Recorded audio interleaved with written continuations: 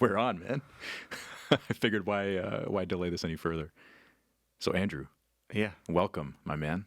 Hey, nice to meet think, you. Kumar, is it? Yeah, it's Kumar. Good to Okay. meet you as well. This Good is to meet this you. is the second time you and I are meeting.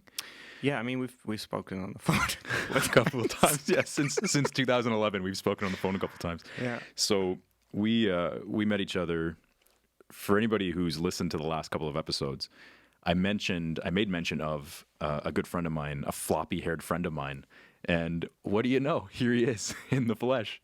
He had to take me up on the invite and finally come out here. So we met back in 2011. We were working for Apple collectively, and we were just mentioning to Marcan that we didn't speak nearly as much then No. as we did immediately following both of us leaving Apple. We definitely did not. Yeah. How has your transition been? But that was also probably just, scheduling more than anything. There were 180 people in that store at the time. Yeah, 120, 140, something like that. Yeah. Every time we passed by, you would just sit there like, "Oh man, who's that man?" Yeah. And then you had to Like when I find saw out. myself in the mirror, you mean? No, that's those are lies. Every mirror you look at breaks.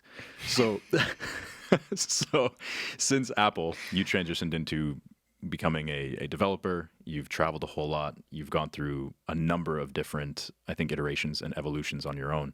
But I figured we'd start with the travel side because I know we've had you and I have had a hell of a time traveling together. I feel like I don't know where to put my hands. Just put them in your pockets. Put them on your face. I'm just can I put them like this? Yeah, sure. Okay. And we'll see how long this lasts. But Not very if you're long. committing, you can't stop. All right. So Well, travel. Travel. I wanted to start this off by sharing a story that I think it was the first time that you broke my brain. Legitimately, you broke my brain. Not hard to do. Okay, man, come on. Have some grace. You broke it in the best possible way, though, because you remember I came to you and I said, "Hey, Mac, I am looking at taking this crazy journey, and I might be gone for a year. And here are all the different places that I might hit along the way. You should come with." And I said it passively. I said it to just fuck with you. And your response was, when are you going? I told you. You're like, where are you going again? And I told you, and you were like, yeah, I could do that. Yeah. I was like, let me check my Yeah, let me check my calendar. that works. It's good. It's clear, Let's which do is it. what you said. Yeah. And so, where did your love of travel come from? Because that caught me off guard. That was something that I feel I was not expecting. I felt like I knew you really well, even back then. But this was a side of you that I was completely unaware of. I don't think I really had a love of travel, but I think I had a hatred for where I was. Mm-hmm. And I guess that's kind of like a little bit of the story of moving to Ottawa and not like the original reason why I moved to Ottawa was not a pleasant one. Mm-hmm. And then I went to school and I met someone and then started a life and always felt trapped. And so a lot of that kind of finalized, and I was working a remote job and no longer in a relationship, and figured, Why not? why not? Fuck it. Jump on that plane. So it's a little more than just jump on that plane. It was like buy a one-way ticket yeah, that was a one-way ticket. to a place that I actually had no idea what it was. I had found out afterwards that a lot of people want to go there. Yeah. And it's in movies. Yep. It's like a sought-after place. And I was like, I'm just throwing a dart at the map. It's a yogi's paradise. I actually don't think that I was very into geography until after that. And then I just started studying the map. You're saying after that initial trip? After that initial trip. And I was like, it's eye-opening in terms of perspective of the size of the world. And as a second-generation immigrant, like I was born in Canada. My parents were born in Canada, but they come from another. Everybody does. Mm-hmm. Nobody's mostly. But having that knowledge in the back of your head, you still sometimes don't have the perspective, I guess, of even what they went through. Like, it's still wild to me thinking back that at some point my grandparents decided, hey, this war-torn country is not for us anymore. Let's just hop on a boat and leave forever. And see where it takes with us. like $5 and a few buttons in our pockets. Yeah. And that whole concept's kind of wild because it's also like super interesting how they come here, and then it's like, just stay here. Mm-hmm. This is safe. Don't ever leave. Is the mentality that ends up happening, which is kind of But funny. I wonder if some of that is charged because of how dark and painful their experience for must have sure. been on the home front, right? For sure. So if they're looking for safety and they're looking for some semblance of normalcy and peace, and they find it here, I mean, why would they leave? And back then it was, I mean, I remember them saying it was like months on a boat. You know, sometimes Right. the boat would just be circling because they weren't even sure where it was going. Some like refugee escape boat, you know. Jeez. Very different time. Yeah, ship, I guess. It wasn't Yeah. like a life raft. Of course. There was a few people. They on weren't it. paddling themselves. Yeah. So So I divulge, anyways. yeah, I you digress. You digress. Divulge. So, I mean, you're doing both, but that's okay. We took a flight and we stopped in Montreal, and then we went from Montreal to Shanghai. We did. Shanghai was a trip, wasn't it? Because it was completely unexpected. Yeah, that was fun. You remember our taxi cab driver? Oh, do I? I remember him miming to us how he needed to stop the car so that he could pee on the side of the road. Yeah, and how he couldn't find where we needed to go, even with a map. Oh, you know what? He knew where we needed to go. You think so? He was just taking us for a ride. I huh? mean, he did 3 U-turns and went down the same road 4 times just so to that run he up could the. run the tab up. Yeah, Ridiculous. he was a charismatic gentleman, though. Yeah, he was. What was his name? Do you remember? I don't know. I could probably offend an entire nation trying to figure it out, so I'm just going to avoid that altogether. I thought it was Jeff, but Well, I guess you're a better person than I am. I guess it was. So we did get to see. It was a day, but we got to see some cool shit in that place. And I actually have videos from. You remember? This is going to sound terrible at first, but videos from the room. You remember the bathroom? How the top half of it was just completely we could open. We could watch each other go to the bathroom. And, Well, yeah, that's one way to look at it. yeah. I'll post that video at the end of I this remember one. getting my binoculars out. You have that video? I have all of the videos. Oh. Man. You remember getting I'm pretty your sure I deleted binoculars that one. You okay there? This is going to be a disaster. Yeah. So we actually ended up getting stuck in Shanghai for a day because We did. Well, don't just start there. You got to lead up to that one. Well, I mean, we weren't. The plane. Did the plane get delayed? Is that what happened when getting into Shanghai? It was delayed, but then they also put my luggage through the Oh yeah. X-ray whatever. Yeah, you had a 3 or 4 times. full-size bag. Yeah. That you had to like uncheck and then recheck. and And we went through open 4 security times. with the full-size bag. Yeah. And then they made you throw out a bunch of shit. Yep. And then we missed our flight. Yep. So you didn't have to throw out a bunch of shit. Stranded in Shanghai happened because of me. Well, no. But I wear that with pride. I wear that badge of honor. I mean, realistically, we had 2 hours to get through an airport that probably would have taken us 5 hours to get through. I think so. Yeah. And it was a cultural awakening as well, I think. And the fact that the flights from there to our final destination only left at 6 p.m. every day. Yeah, there's only one time that flight went out. Yeah. But you So remember we missed the flight. I remember when they said you missed it, and we were like 4 minutes late. We had just gotten there, they were on time, man. and we missed it. And then I was like, oh, man, all right, when's the next one? And they said tomorrow. 6 p.m. And I was like, well, that just happened. So what? She was like, tomorrow. And I was like, oh no. How did she actually say it though? I don't remember. How did Brenda say it? Yeah. I don't remember. You don't remember how Brenda I said don't it? remember. Do you remember? I'm not the right person for that. Okay. So they gave us that bad news, and then we ended up actually getting a pretty cool adventure out of it. We got to go see that crazy bullet train, and we you can sit however you'd like. I don't know why this is so weird to me. Sitting the other way is probably better because then everybody gets a better angle of you. There you go. Just show off the moneymaker, man. That bullet train. I just gotta say, I hate being in front of a camera. I would love to be behind it. This is beautiful though because you're in front of 3, so yeah, I'm gonna pretend that they don't exist. exposure therapy. But then I keep looking into them, and I'm like, people are watching me. yeah, Anyways, and the people are gonna have a lot of questions. It's gonna be fantastic. I'm gonna direct all of them straight to your phone. We'll put your phone number right in the show notes. yeah, actually, I'd be fine with that. Yeah. I'll give you a phone number. a phone number, That you it can would be put- mine. Goof. So we saw this bullet train that went 400 kilometers an I hour. forgot about that. You remember that? Yeah. And we saw Yeah. actually, before we even get to that point, one of the things that stuck with me the whole time while we were there. It's honestly it's mind blowing to me how much of this you still retain, Well, I hold on to it. because I repressed a lot of Of that. course. It was that- traumatic for you. I had to keep us going, man. Yeah. Daddy had to do the hard work, right? Well, so I don't know about that. I was the one doing the heavy lifting, I right? don't- Just like in real life, you know, you know why I have traps? Because I'm carrying this relationship on my Yeah. shoulders. That's why I have traps.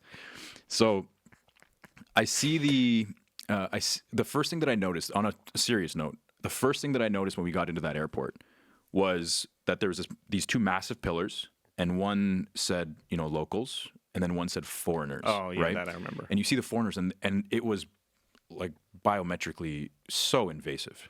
We're talking, it was they scanned our eyes, retinal and they scans, did retinal yeah. scan and fingerprints. They swapped my butt at one Oh, point. did they? I mean, so that must have been a good They time wanted for you my then, DNA. right? Yeah, of course. DNA. Because they wanted to figure out where humanity went wrong. That they produced. I blew out the So- sound a bit there. Yeah, they were trying to figure out what the hell happened and where humanity went so wrong. So terribly, terribly wrong. So you're Some the only. say that was the. No, we can't. No, I can't. I'm not gonna go there. We can always bleep shit out. Don't forget. I was gonna say some say that was the ground zero. It's okay, man. Come on, man. Yeah, sounds about right. Sounds about right.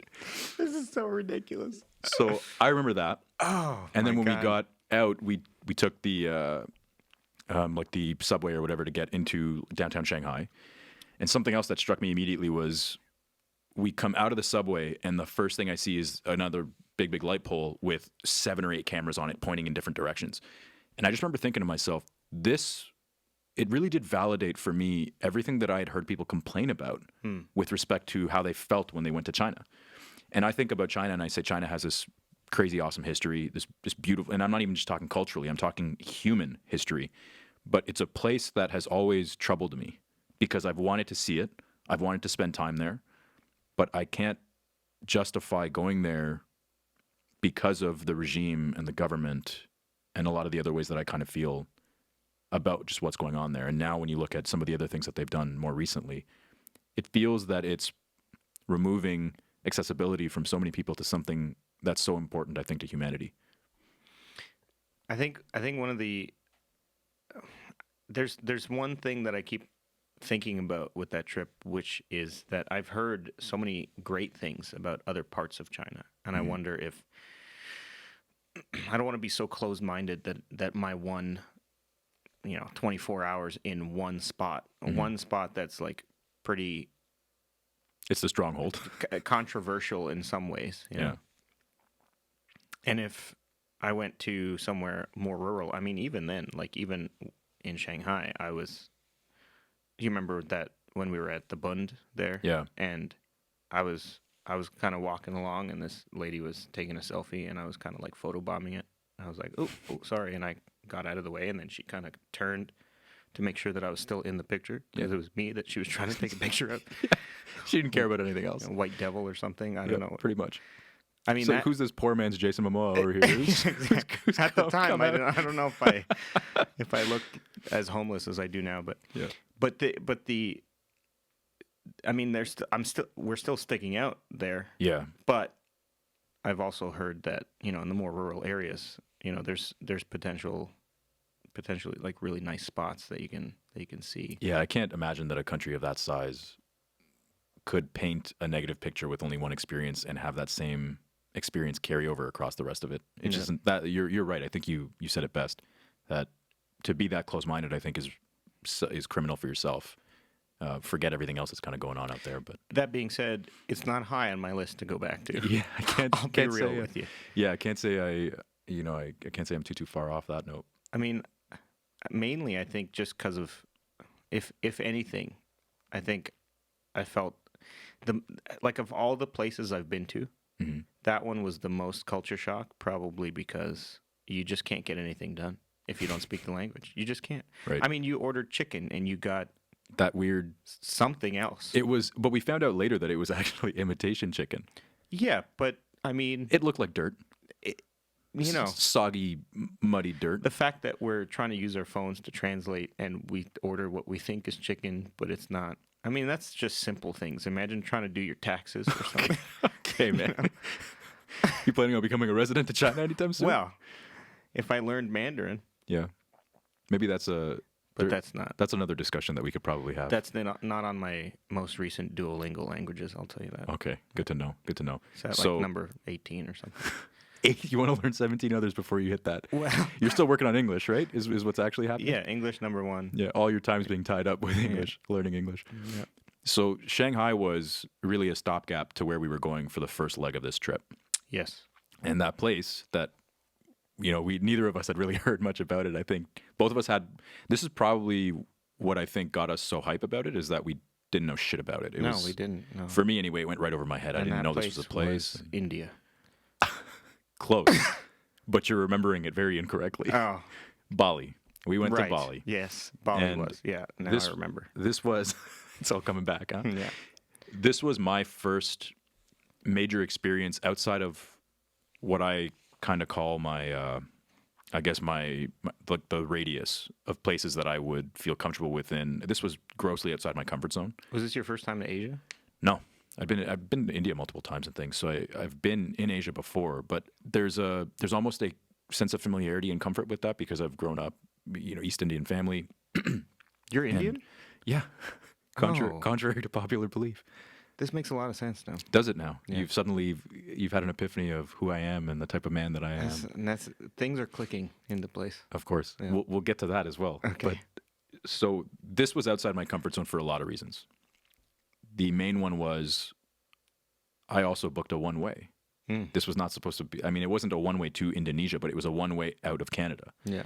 And the sense of familiarity and comfort and excitement that I had felt every time that I had gone elsewhere was very, very different this time. And I think part of that is because you and I were going together. We knew a lot of the people, or at least I knew a bunch of the people that we were going to be meeting. I had confidence that you would like them, that they would like you. You guys would get along really, really well. But what was some of what excited you and some of what really scared you about that trip? Well, I mean, the interesting thing about that one was I was very sold on just leaving with unknown intentions.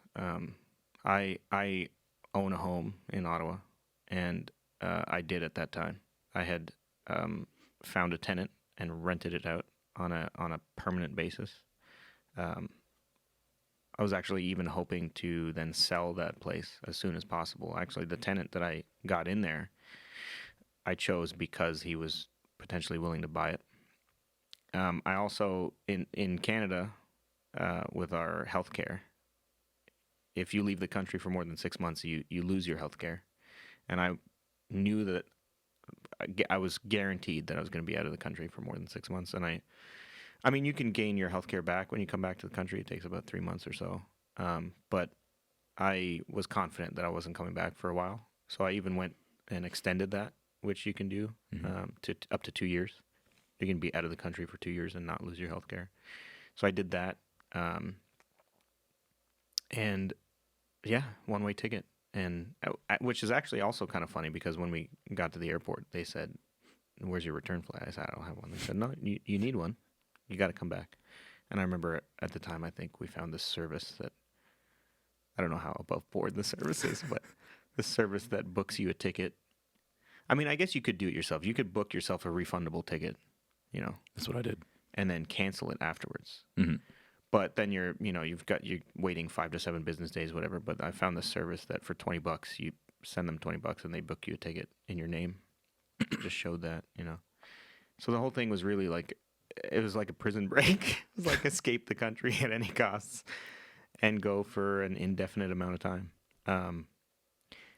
What was your question? What excited you most and what scared you most? I think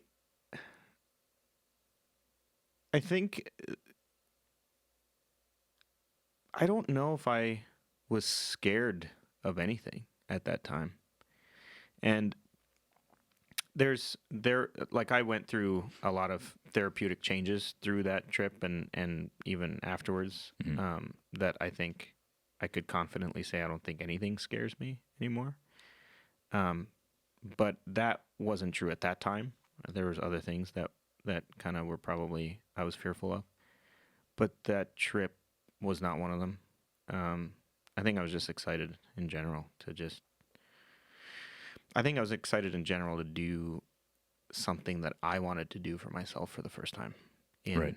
10 years, because a lot of the last batch of time, I mean, a solid amount, pretty much up until that point, I would say, I was always thinking of other people first. Right. Always doing things to help other people or make other people feel good. Mm-hmm. And this was the first like Andrew moment. You had a ride out there though. Like I remember you saying, I want to do this, I want to do this, I want to do this, and I feel like you scratched all those things off your list. You did Rinjani, you did Egen. I definitely. So I added a lot more stuff on my list once I got there. I had a couple things on my list when I got there that I knew that I wanted to do. Rinjani was one of them because I had a friend who years ago I had a friend from high school who's an avid traveler. His name is John, and John had been to Bali before. He'd been like all over the place. Thailand. This is a guy who told me he went to, I can't remember if it was Thailand or Vietnam now, but he went to a Southeast Asian country and bought a motorcycle at one end of the country and rode it to the other end solo and sold it for a profit When you got there. when he got to the other side. Yeah. And he's telling me these stories and now he's actually a medical doctor. What? He's a GP. Yeah. Still out there? No, he's back in Oh, okay. Montreal. Okay.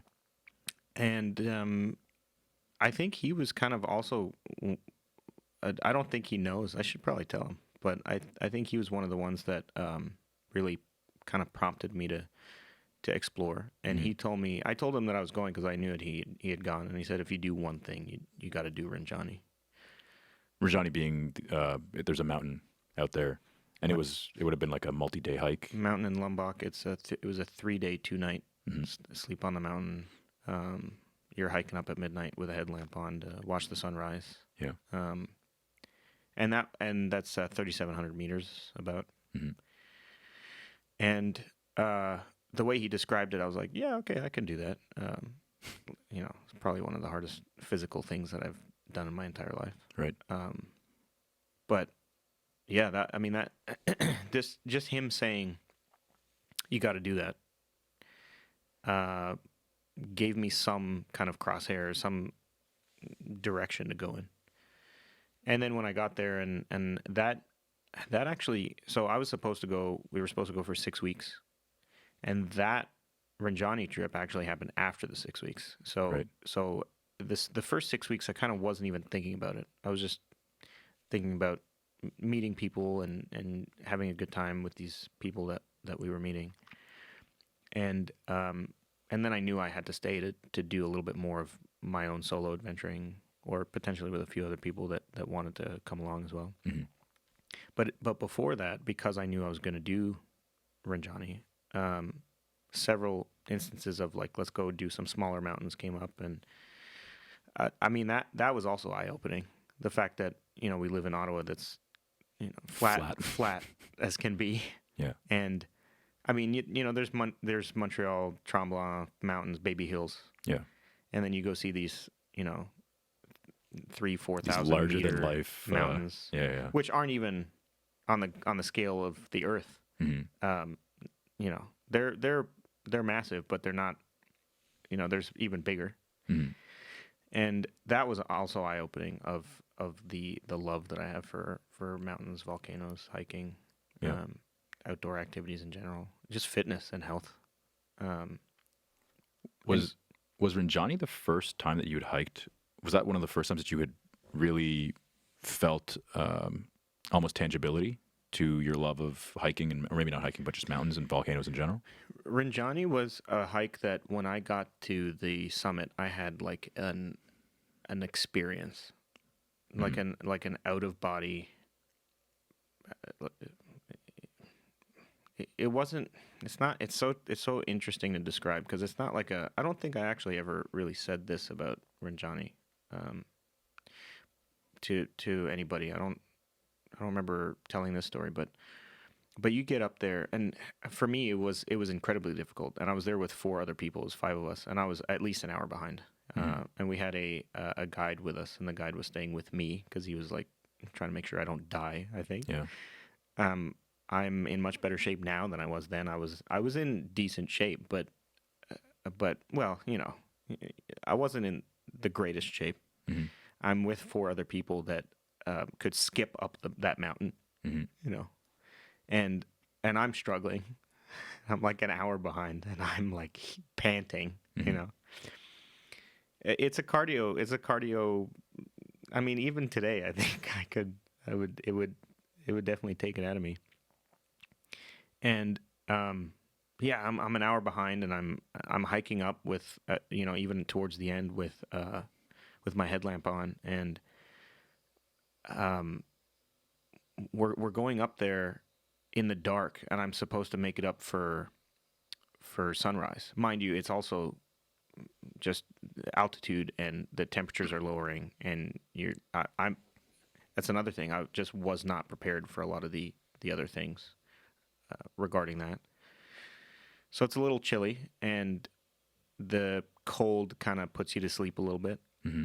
So I'm hiking up, and I'm just all I can think is like one step after the next. Just put one more foot forward, and I'm looking up, and there's so much left to go, and I'm like, okay, just one more foot forward, and I keep going slowly. And I even told the guide at one point. The guide's like starting to get nervous, and I'm like, it's okay, I'll be fine. You go ahead, I'll make it. Don't worry about it. Like Mm-hmm. I'm gonna.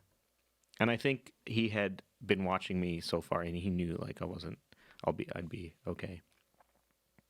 And then the sun comes up, and I look up, and I've got like I did not make it for Mm-hmm. sunrise. So I figured maybe now it's just a nice time to just take a little nap. Oh no. I'm so exhausted. Yeah. And so I just kind of lied down on the side of the rocks, just jagged rocks poking me from every, and I passed out. Oh man. Just slept Yeah. for like 25, 30 minutes. And then I kind of snapped out of it. And I like the guide had put a ton of candy bars in my pocket. So I Yeah. just popped a couple little, Halloween type small single serve candy bars. Mm-hmm.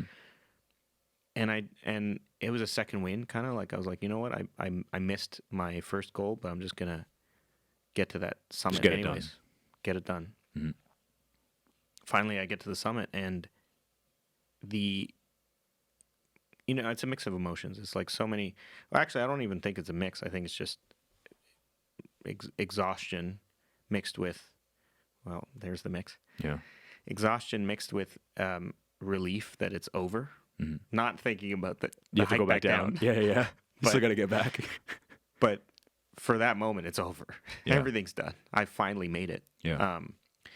And then another added bonus of, all the people that were an hour ahead of me, that a couple of them had known me well enough to know that I was going to be there. And a couple of them were like, oh, Andrew's not going to make it. And a little bit of that, like that great feeling when I get up there and the people who were surprised, like, oh, you made it. And I'm like, yeah.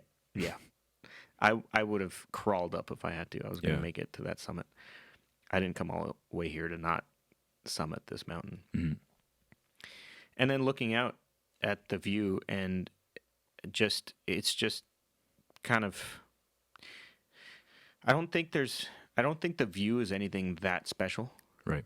I don't think the distance or the height is anything that special, but the culmination of all of it. And you're at the top of that mountain, and it's so reflective of other things in life, of actually climbing to the top and reaching that summit of that goal or that post that you want to hit. Mm-hmm.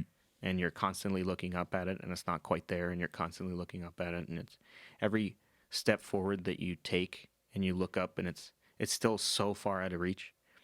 And then you just keep going, and you keep going, and you finally look up, and you're like, the final step, just took the final step, and it's there before you know it. Mm-hmm. And all you had to do was just keep putting one foot after the next, just keep stepping. So to this day, one of the single greatest pictures of you is the picture of you smiling beside that sign, beside I think you know exactly which one I'm talking about. Yeah. I think the sun was behind you, if I'm not mistaken. There's a few there's angles. there's a but couple of them. There's one that with the sun's. Oh, that one's actually Japan. Oh, okay, which so we I'm can thinking talk of about. a different one. Yeah, But I do have another one with the sign yeah.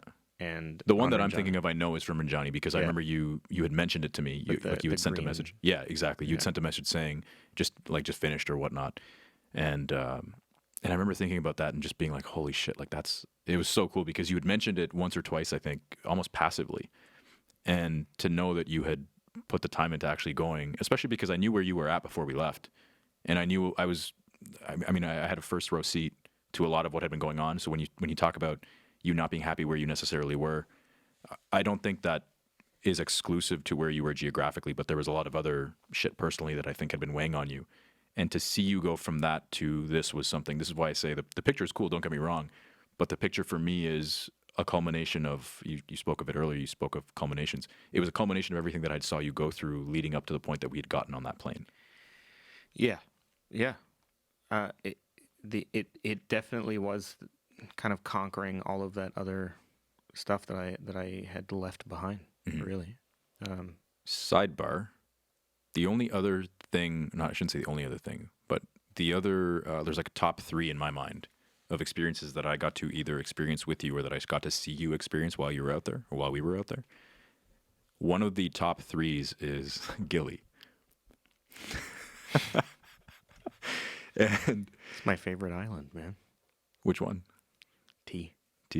So we had a trip on Gili T, and how comfortable are you sharing this story?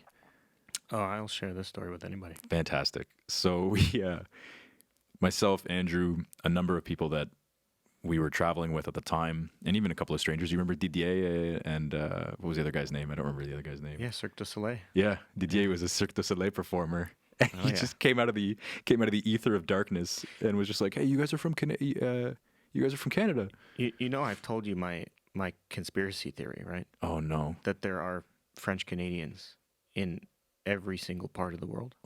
just embedded? What are you talking about? They're everywhere. Why? And I say this I was born and raised in Montreal. But could you not just argue that there are Indians everywhere? No. Because literally every place that I have visited, You've met I French have Canadians. sat down at a table at a restaurant. I have sat down on a remote island in the middle of nowhere, and to my right is just French Canadians, just speaking French with each other, and then Yeah. I have to turn and go, Hey, salut. What? Ça va? "Well, I'm halfway around the place." I mean, There's something comforting about the it. world is small, I guess, I but suppose. I think there's something comforting about it. yeah. But anyway, back to this story. So we get to Gili Trawangan. So there's 3. Gili itself, the word is just island. But when anybody refers to the Gilis, they're typically talking about Gili Trawangan, Gili Air, and Gili Menon. These are probably an hour and a half or what was it, 2 hours, I think, by ferry east of Bali, Oh God, that Right? ferry. something like that. That That's- ferry was another trip We That was could a do passage of a right. 3-hour podcast on that ferry alone. on just the ferry. But we survived. We made it. We get to the island. The island's Barely. awesome. The place is amazing. You know what? All jokes aside, I thought I was gonna die on No, that ferry. no, you didn't. No, you didn't. That's not- bullshit. You Not can't. because the ferry ride was bad, because I'm great on ships. I'm so good on like the water and ships. I've gone sailing before and got sick when I got back on land. Okay. I was in the boat and I was loving the waves, and then I get back on land and I'm like, I don't know how to stand anymore. Right. That was the most nauseating But ship. we went at the wrong time. 100%. We did everything wrong about We that one. went at high tide in the dead heat of like the hottest day we could pick. And then I found out after several people, I don't even know how I found out, but I was sitting at the bottom near the fumes. You could have just gone I upstairs. was just like smelling gasoline the entire time. Yeah. So sick, so sickened. And then at one point I saw that there was an upstairs, Yeah. and I was like, Hallelujah. why is this secret that You gotta use the look balls? you gotta use the look balls. There- Let the light in so the cones can do their work. Although there was nobody up there when I went, Mhm. and I shortly found out why. because you get drenched. I was drenched by the time I came down. You also get burnt to a crisp. You stay up there too long. God. Anyways. So it was a great boat ride. We get there. We're exploring the island. The island's it's a pretty small island, so it was easy to go from one side to the other, to just cut through the middle and walk from one side to the other, or walk around the entire thing if you wanted. And we kept hearing about shrooms. We kept hearing about this. What's that? Shrooms. Mushrooms. Shrooms. We kept hearing about mushrooms. The same ones you put on your pizza, but just different. Oh, yeah. Different kind. Just same, but different. And the fun ones. yeah. Hey, and some I remember, people are just fun guys, right? I mean, you could learn a thing or two from them. Fun guys. Fun guys. Fun guys. You really... Do you need me for any of this? No. Okay, perfect. Do you want to leave or? Yeah, I guess. I mean, if you're gonna sit here and tell jokes, we should have a. Oh my God, you want to get that out of your system too? No, let's finish your story. So, the fun guys. I fucking hate you. I hate you so much. Yes, I thrive on it. I'm aware. We hit this. Feed me with your hatred. We find the spot, and I remember the sign. Do you remember what the sign was? The sign that had all the different. I tell people this all the that time. had the different flavors. No, I tell people that during the day there were these sandwich shops. You know, these like little snack bars, like beach snack bars, and they had these menus on like wooden boards hung up on like ropes and stuff. Yeah. And then at night, the ones that are like just in the wind and the clack. Yeah, you they can just hear turn the them around. clacking, and they just flip them around, and it's just this like picture of a funky mushroom. Yep. Tripping out. But the menu for the mushrooms, Yeah. or for the mushroom shakes that they were making, Yeah.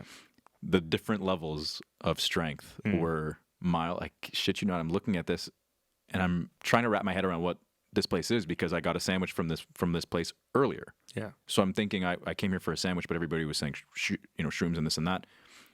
And I'm looking at it Now, and it says, mind you, just the shakes you're talking about is not just like a cup of mushrooms and some protein powder. and like, no, these It's are like a they're blended fruit blended smoothie properly type. with like a local fruit or something. yeah, Cute though.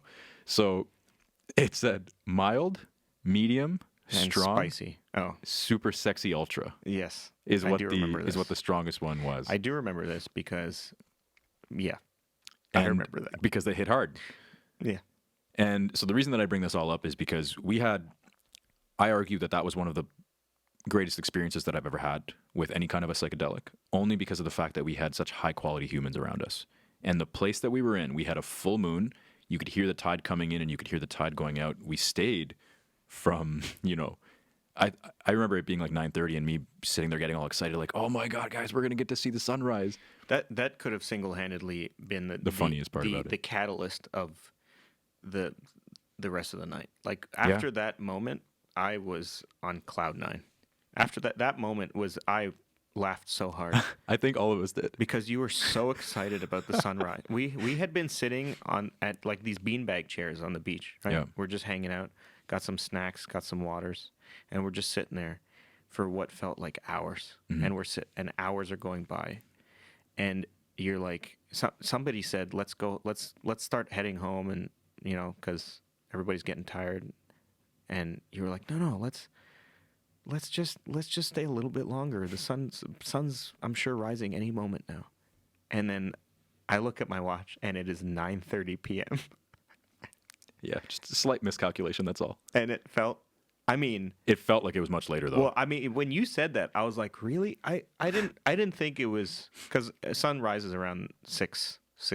It's the same around time almost 6 every a.m., day out there. right? Yeah. And I'm thinking like, no, it's probably only like 2 a.m. We still got 4 hours ahead. Yeah. 9:30 p.m. The reason that I bring this up though is more because I remember what you told me following this hilariously amazing experience, which is that I think how did you put it? You had either said that you had an ego death, or you had said that you let go of pain. I think you actually might have said both. Yeah. And I remember there being a shift in your energy that day. And we spoke before all of that. We had a heart-to-heart before that, before you had the fiasco on the boat, sucking in that diesel or whatever it was. Oh, God. But we'd had a heart-to-heart really can smell briefly. You can taste it, can can't you? taste It's it just right in now. your beard right now. Yeah. But we'd had a heart-to-heart, and you had told me about some things that had been just troubling you, bothering you, weighing heavily. And us coming out of that, you had said that you were able to let a lot of it go. What changed? What happened? So I would say you alluded to like ego death, and just letting go of anger. I would actually say I let go of a lot of negative emotions. Mm-hmm. And I guess to give a little bit of context, I think my past leading up to that, to have a little bit of context, was basically, I grew up, we all have our traumas, but I grew up in certain household situation that single mom raising me, and things we come kind of battling at the end of my stay in my mom's place. So I moved away from home, and actually my parents had split up. My dad lived in Ottawa, my mom lived in Montreal. So I actually moved to Ottawa at about 19. I had just turned 20, and so I cut my life off in Montreal. I had a girlfriend at the time. I had, I mean, all my friends. I actually still am in touch with a lot of my high school friends, but we had this crazy high school group, this clique that had stayed together through high school and post-secondary, and we were always hanging out. Left all my friends, left my relationship, left my mom, left my brother, who's 10 years younger than me, and at the time was 10 years old, which actually was probably the hardest part for me, was to leave my brother, because we had such a good relationship. And I go to Ottawa, and I guess I would say I was fairly just bummed out, depressed, really low. Probably one of the lowest points that I've been. Well, maybe not the lowest, but one of. And I moved in with my dad. My dad was kind of the opposite of what I got growing up, very supportive and very kind of encouraging. And he encouraged me to go out and meet people. He encouraged me to kind of follow the original dream and what I was good at, which is computers and computer science and programming and all that stuff, because I had so often before in Montreal gone against that. And he encouraged me to do all of this. I ended up, applying to Carleton, getting in there, going through university, doing all that, meeting you. Probably not the highlight of the story, but I think it's the highlight of your life. But we'll get to that. And yeah, so Ottawa was never the place that I wanted to stay, but getting into a 4-year, which ended up being 5-year degree, and going through university, and then getting a job and meeting someone and buying a home with that person, and potentially almost like I was married, was with this person for 8 years. And all of that kind of dug me further and further into this kind of prison that I felt like I just didn't feel like Ottawa was ever the place that I was really meant to be. And it was like supposed to be a stepping stone just to get out of Montreal and out of that kind of past. And realistically, it's all on me at this point, right? It's me kind of being kind and friendly to others above all else, and never really focusing on what I want to do. And so the prison wasn't Ottawa. The prison was my own kind of kindness to other people, completely ignoring my own needs. And so after those 8 years of school and relationship and home and this and that, and kind of going deeper into what I think other people around me want and what I believe is just the next step of life, and all of that coming to an end, and finally realizing that I have kind of that chance to be me. I say that now, looking back, but the moment that did kind of all come to an end, I wasn't thinking this is my chance to kind of start the next phase of my life, or start thinking about me. My flying to Bali and potentially doing that, well, actually, I had no expectations on this mushroom trip at all, but me going to Bali to begin with wasn't some sort of next stage of my life. I just wanted to get the hell out. Yeah. I just wanted to do something. So when I went through this trip, which I would say the danger in this one was I had never done any hallucinogens or psychedelics before, and this was the first time. And I guess I have a slow metabolism, slow as molasses. And I was Kind of like, you know. kind of like your thoughts. Okay, So come on, you man. pointed to your head. Just I don't know what that. Uno reverse card, huh? So I wasn't sure what I was getting myself into, but at the same time, I guess I have a slow metabolism, and I went with the super spicy, Ultra Ultra sexy, super sexy. sexy, ultra, whatever it was. whatever it was. And so I had some of that, and 30 minutes later, I feel nothing. Mhm. Everybody else is starting to see colors and having a good time, and I'm like sitting here. Well, I guess I got the slow batch or the bad batch. The I don't know slow what. batch. 20 more minutes go by. Everybody's starting to trip out. I'm feeling nothing. So somebody brings more juice. Mhm. So I have some more shake. Still feeling nothing. An hour and a half goes by. Having some more. Still feel nothing. Now, obviously, the key here is to just wait until it kicks in. Instead of But I double did fisting. not do that. Yeah, of I course. just kept having more and more shrooms, and I'm convinced that I had some sort of super dose. Yeah. I don't even know how much I had, but I'm convinced that I had a super dose, because what happened to me was like being hit by a truck. I felt, well, it didn't happen at first. I actually remember having 4 different highs that night, Mhm. going through 4 different phases of that trip. And by the last one was like, well, it was like 20 years of therapy in a matter of minutes. Mhm. So all of that happening, I mean, at first, I think the first kind of feeling was more like just seeing pretty colors in the sky and hallucinating. I think the second one was just getting the giggles like crazy. I mean, at one point, a good buddy of ours, You're talking about Jay? Jay, he was sitting. This is, I don't think I've ever met a human being so kind. He's one of the easily one of the most compassionate humans. He is, on the bar planet. none, the most compassionate, nicest human being I have ever met in my life. Mhm. He has and yet he doesn't do it to a degree that I was doing it, which is like going against himself. Right. He's still looking out for number one, but he's just so kind. He's just Yeah. thinking about other people so much. And I remember him. We're all kind of tripping out, and everybody's sweating like Yeah, real bad. profusely. We're sweating. We're going. I mean, it's poison shrooms, right? Yeah. And we're going through this Your experience, body's trying to get rid of it. rejecting it, and we're in just t-shirt and shorts and sweating. And he's like, he just believes, you know what? It's time for me to get everybody water. Nobody's got any more water. I got to go get some water. And he gets up and he leaves. And he's gone for, again, what feels What felt like 3 days. Yeah. It felt like so At long. a certain point towards the end, I was like, where did he go? Is he okay? We got to go find him. And he comes back from just like down, maybe. But do you remember where he was, 30 though? steps down to the little shop that Yeah. there was. But do you remember where we found him? Do you remember that he was walking along the coastline with a light?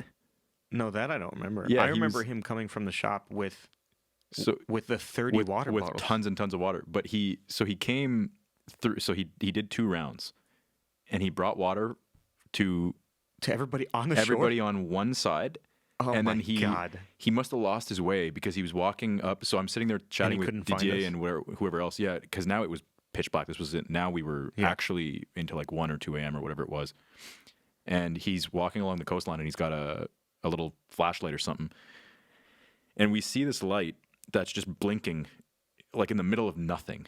And people are already just tripping out. People are already on edge. And they're like, what the fuck? Like, what's with the UFO flying at sea level? Like, what the hell is this? And it turns at us and it just starts shining directly at us. And we're like, what the hell? And do you remember how DJ kept calling out? They would be like, Jason? You don't remember any of this? So Jay was long gone, and we would just be yelling his name, hoping that we could find him.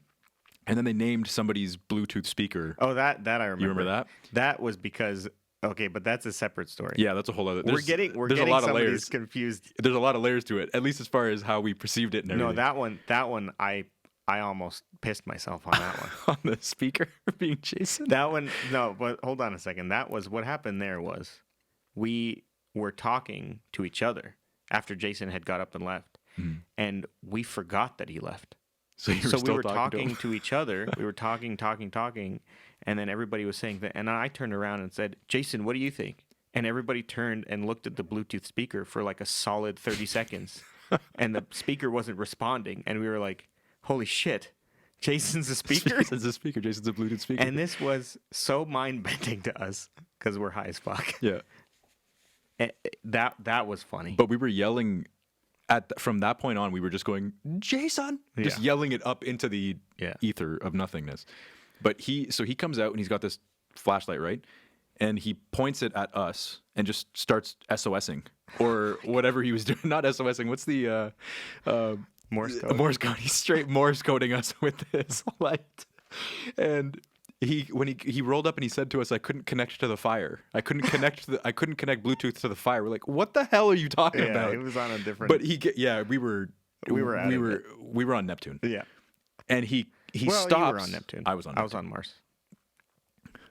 He he comes up, has more water and a pizza. See that? I don't remember. He came up with a pizza and he had more water. What I remember. He cleared out the island of water. Yeah. By the way. So what I remember from this story is that he was at the little shop back there.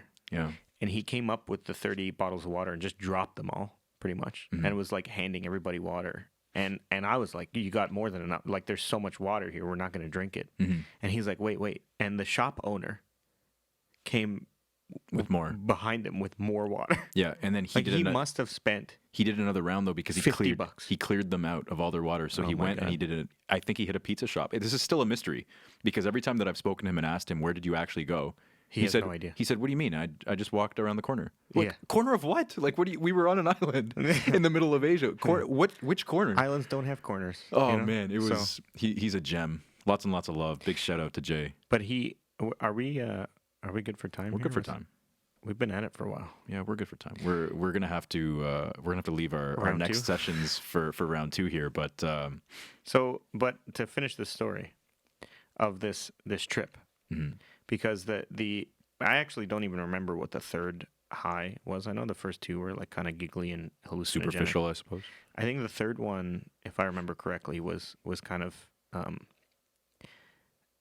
Actually, I think the third one was the therapy session that I had. And when I say therapy, I mean like I saw people in front of me, the people in my life, all of the people in my life, everybody. Like when I say saw them vividly, and my eyes were not open. If my eyes were open, I could see the room. I closed my eyes and I was just in like the Matrix.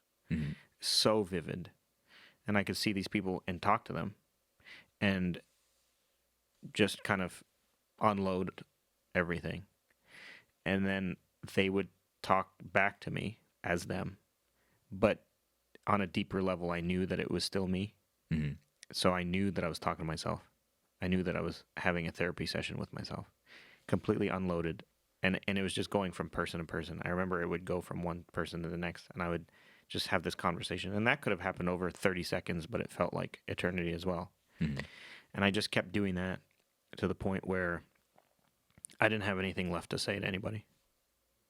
And then once that was done, then I lied down and tried to go to sleep. And I had an experience. That final part was the ego death. And when I say ego death, I like it's hard to actually describe what an ego death is. And you can read it on Wikipedia and get a grasp of what the concept is, which is just you let go of ego, yada yada, whatever it is. It's so hard to actually describe what it is, which to me was this concept that life, the way we live it, us as humans, nothing matters. It doesn't matter. We put all this value and all this weight on things, and that none of it, like, who cares? Who cares? At the end of the day, we're all the same. We're all just looking for one thing, which is comfort, safety, love. that's not one thing. That's three things, but close enough. The main one, I think, is just love, right? Because if you have love, you get comfort, you get safety, you get all these things. If people actually loved each other, everybody wants it. Nobody's giving it. Right. You know, you're so preoccupied with your day to day or surviving or doing what you need to do that you forget that everybody else is literally the exact same thing as you. We're all the same being, and there is that kind of disconnect. You know, I'm being pulled out into this much larger spider web, and you visualize all the connections that everybody has. You also, I mean, the way I did, I got pulled out on a spatial level. I saw the Earth kind of zoom out, and it was just space, and that was also kind of like, you know, where it's so meaningless that we're just dust floating through endlessness, and the concepts, again, you can say it as much as you want and people could hear you and listen to it, but actually experiencing it is something else on a different level. Like feeling the actual experience that nothing matters, so just be. Yeah. That was the next level thing, because at that point, once it clicked and I understood, then there's no need to be angry with anybody, because people are hurting, you know? Yeah. If I'm walking down the street and somebody just picks a fight at me, I know that guy probably had a shitty day. It's not like, why fight back? Why get angry? Why bring all these negative emotions to the surface? Why not just have empathy for this other human being that's going through the similar things that you're going through and going through life in potentially, you know, a rough way? And I think that our society is also really built to shove people down and to keep people in the worst ways that they are. And that's also super frustrating. And I say this from a place of privilege, but I also feel like I know a little bit about, you know, scraping by and not having anything. So there's also that aspect of it, of this like concept of empathy towards people who have nothing. And some of the nicest people, some of the most compassionate, empathetic people that I ever met in Indonesia and other places of the world had very little. It's actually kind of, that was a huge part of it as well, you know, meeting all these people. And so here's the other thing I'll say, the final thing about this that I'll say, because I don't know what more I can say about it, but the context of that trip, I think, mattered. Not going into it after experiencing some of Bali already and meeting all these people and already getting a shift in perspective. If we had gone there first day, I don't think it would have been as effective for me. Going there with the context of, I don't know if it was like 2 or 3 weeks into the trip. You're talking about that when we boated out actually went to Gili. Gili. Well, can't win them all. Yeah. So when we got there,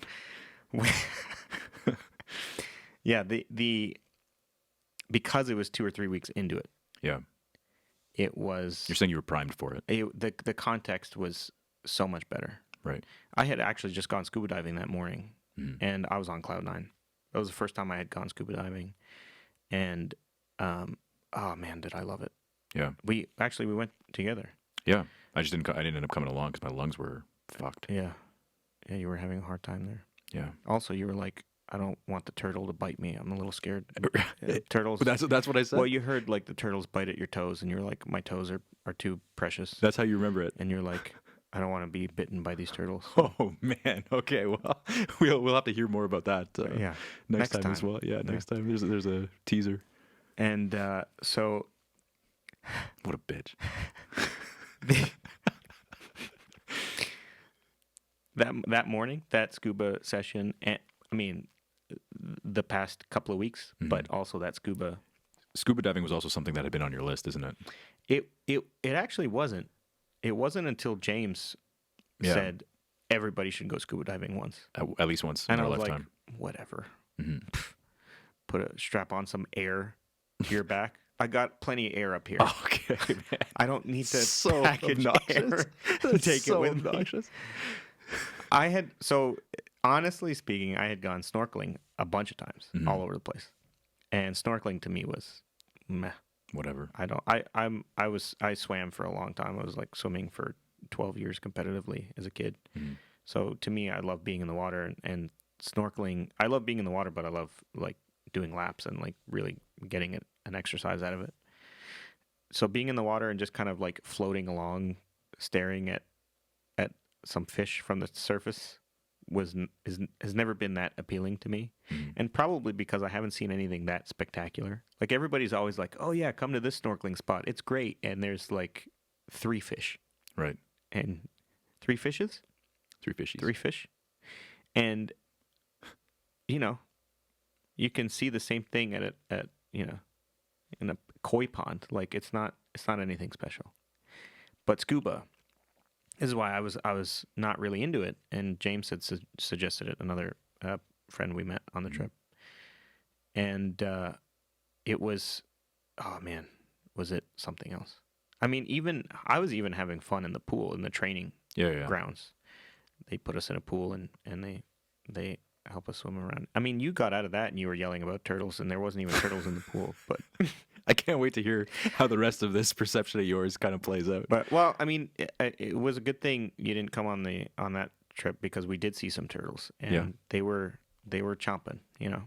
So you feel like they would have done a number on me? Yeah, huh? my toes were too strong for them, so Okay. they didn't. Okay. They didn't get any of them. But So glad the rest of the world is going to see this. oh yeah, Fucking nonsense.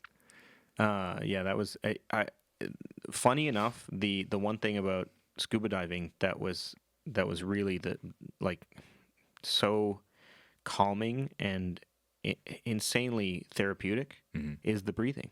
You know, you're controlling your breathing. You're doing breathing exercises, breathing routines. I think I was primed for it, because for a long time before that, I kind of have always done breathing exercises without realizing that I've been doing them. I think it's just my way to unwind and relax, and I think I always had that, even when I was a kid, probably to unwind from the stresses in my life. Yeah. And that could be another topic. And so the breathing routine is tough to get used to when you go into that. I mean, you know, it's not. Yeah, it's of course. like your body is not. I mean, the first time you go in a pool and they say, "Okay, breathe," and you're like, "No." It almost feels unnatural. It's so unnatural. You're in there and you're telling your body it's okay. You're connected to, and you just,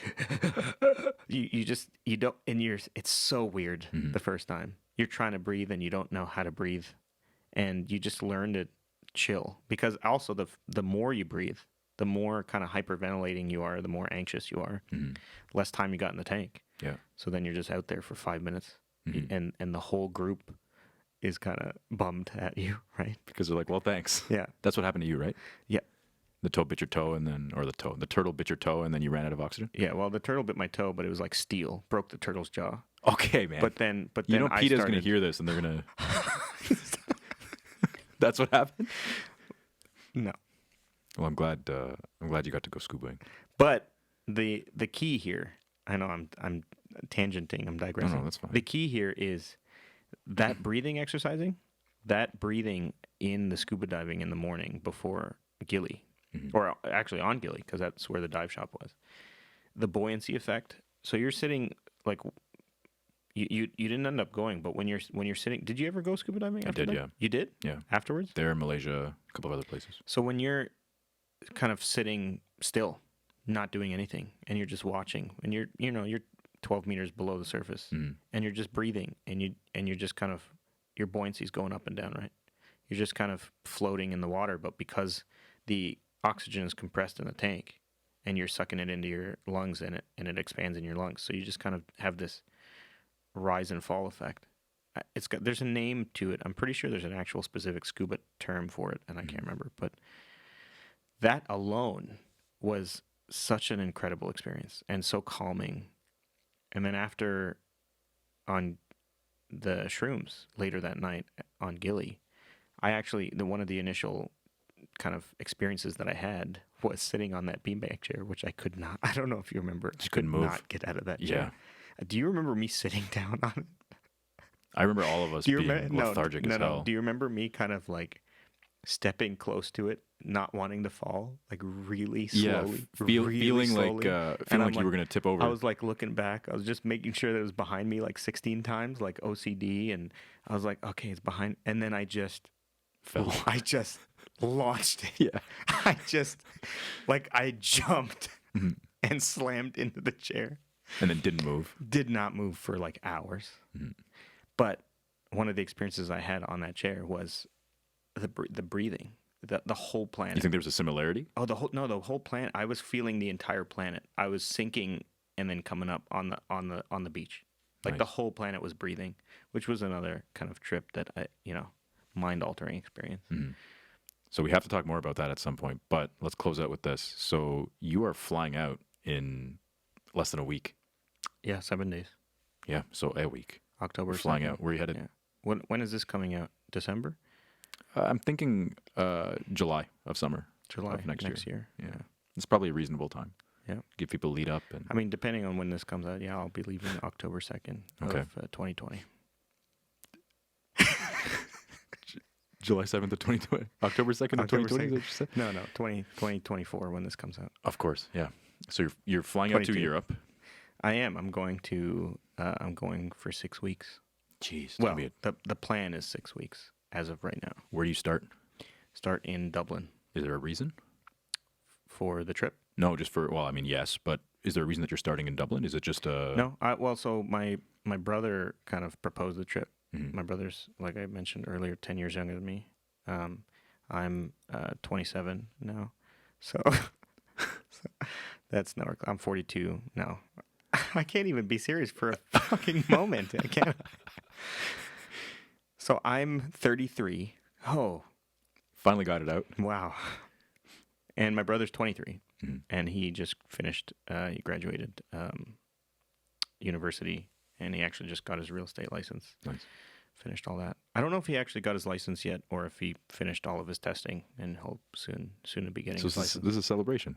Celebration, kind of journey into the next phase of his life. And him and a friend were talking about going to Europe, and they know I like to travel, so they just asked me, "Hey, do you want to come with? I want to go to Europe for 6 weeks, just backpacking.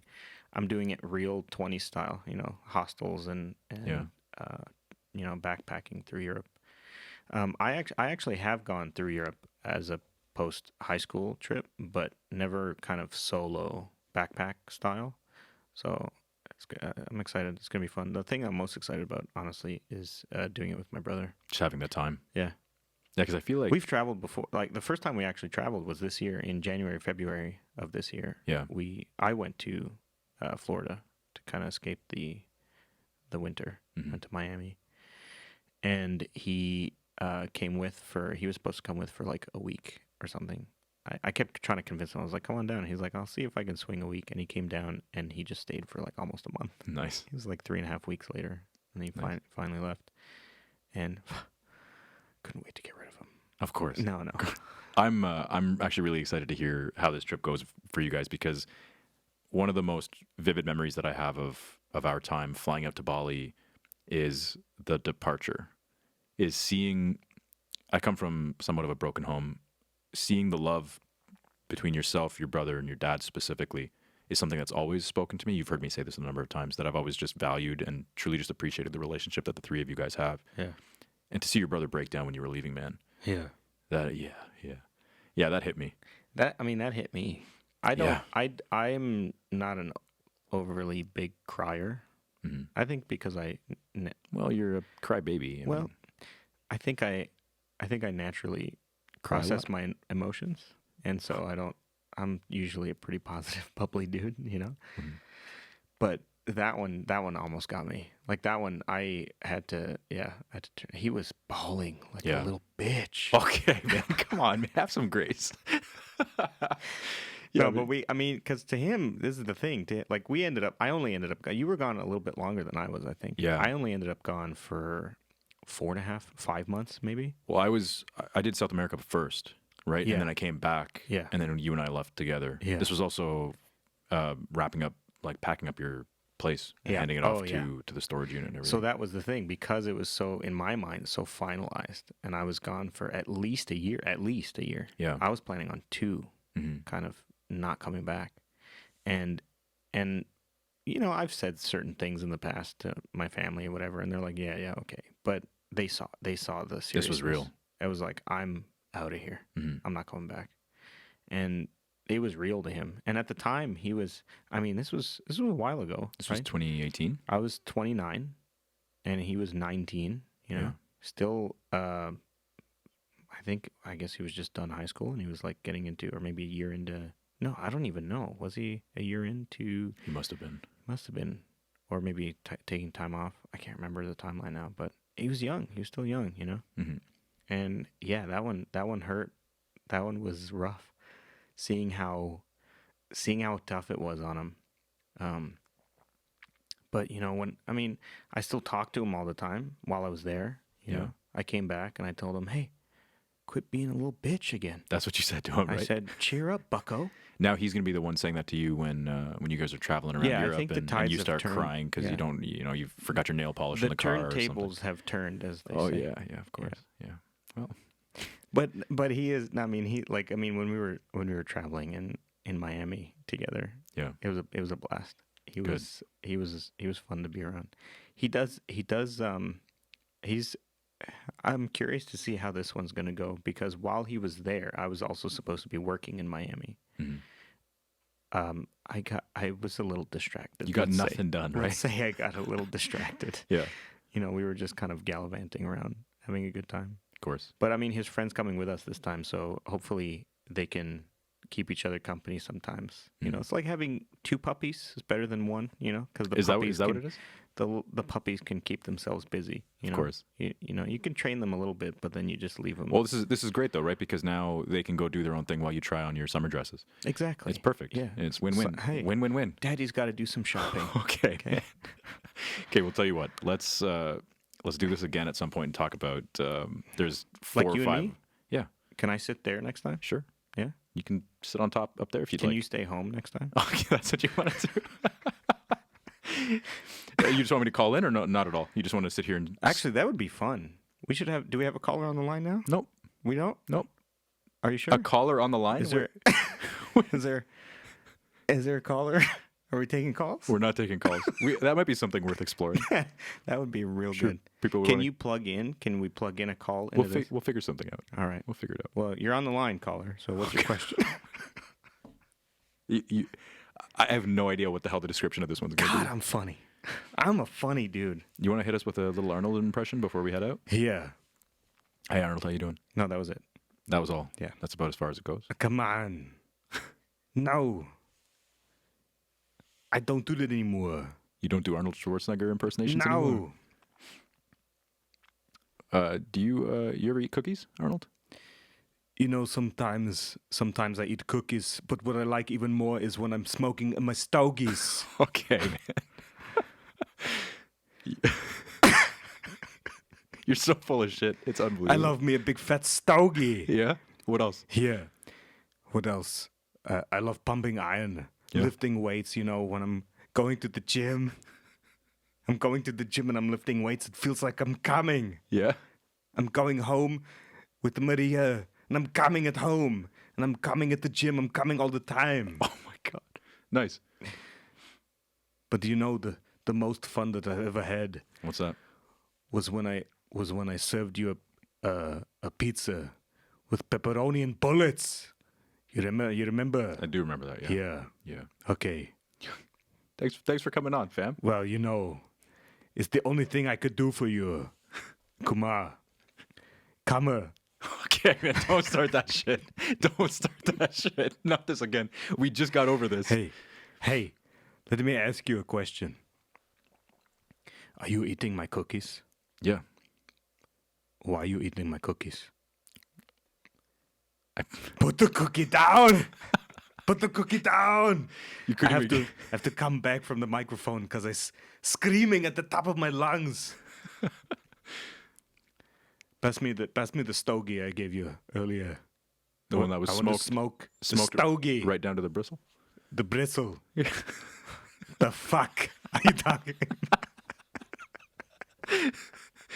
All right, so we're gonna have you back after the trip. Safe Yeah. travels out there, man. Please don't do anything too stupid. Come Yeah, back in you one know. piece. Bring your brother back in one piece. You just get to the chopper and you fly around in the You're gonna fly around in a chopper. Europe. You're gonna fly to Europe in a plane, so you can fly back in a helicopter. Here. You're gonna fly over the ocean in a helicopter. Here. Hold on, wait. Here. That's what I was waiting for. That's what you paused this for, huh? All right, man. Real talk. Real talk. We'll have you back when you get back. I'd love to hear how you liked the back when you're back thing. Is that what that was? You know, tickles the brain a little bit. Yeah. Simplicity is, not so simple for some. We'll have you back when you've returned home. What letter? What? What letter of the alphabet? F. F? This podcast was brought to you by the letter F. For fucked. Well, that children are watching this. Rude. Please excuse me then. We'll have you back. I'm such a clown. Clown's one word. Well, Loser bitch is another one. There's a couple of others I could figure out. all right. I'll let you do your outro. We'll have you now. back. Yeah. Yeah. There's like Yeah. four or five other Come things. on. 4 or 5 4 or 5 other things that I wanted us to actually be able to cover. Because travel was really only a part of it. We did one of 4, right? Yeah, it We was had supposed to be 4 topics. We had 3 major ones. Yeah. Travel, women, and money. Yeah. We'll get through the other ones eventually, Yeah. provided we can stay on track. Yeah, But, well, those are 4 different podcasts at this point. Each one of them is probably a good handful, so Yeah. we'll figure it out. We'll do You the know math. what we should do next time? Just do a 17-hour podcast so we can get through them all. Yeah? Do you think we'll cut this one down by half and make it a solid hour and a half? At this point, how long have we been going? You think we've been 4 recording hours? for 3 hours? Well, Even after you look at the time, you still can't tell how long we've been in here, huh? what time is it? As he looks at his watch, as he stares at his watch. It's 1925. Thanks, Siri. What is this, an Apple Why plug? is that a feature? Oh, my God. I mean, it's a watch. Why is that a feature? Well, apparently people like you need it, right? So true. anyway, we'll have you back, man. Thank you for coming out. I'm glad you. we've been talking Thanks about for this for 16 and a half years. So I'm it's so nice happy to be your first guest on this podcast. Is that really? Wow. We're rewriting history. Am I not? Am I not your first guest? We'll talk about it. You said I was going to be your first guest on this podcast. Well, you didn't donate very much. Not that anyone donated anything. Yeah. I think I donated quite a bit, actually. I don't know about that, man. I think I'm donating monthly. Hey, man. It has been a month. Fuck. We'll leave that one. Wait. I want to redo your outro just real quick because I feel like I fucked it all up. So just one last time. I mean, Let's there's no formality to this. No, let's do. I want those feel good. Just feel good vibes. Yeah. The vibes. Give me your can't wait. your shtick. I can't wait to hear Yeah. how this trip goes. Yeah. I'm just gonna lean right into it. Just immediately. 5 seconds. Just unbelievable liar. All right, man. We'll do this again soon.